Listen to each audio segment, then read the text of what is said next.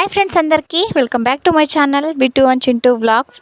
ఇంకా ఓం శక్తి టెంపుల్కి అయితే వెళ్ళిపోతున్నాం కదా. ఇంకా బస్సులో ఆడి అయితే అలసిపోయామండి. ఇంకైతే ఫుడ్ తినడానికి అయితే లంచ్ చేయడానికి అయితే వెళ్ళిపోతున్నాం అనమాట. ఇంకా లాస్ట్ టైం కూడా ఇదే టెంపుల్లో లంచ్ అయితే కంప్లీట్ చేసామండి. ఇంకా లాస్ట్ టైం అయితే అటు సైడ్ కూర్చున్నాం అనమాట.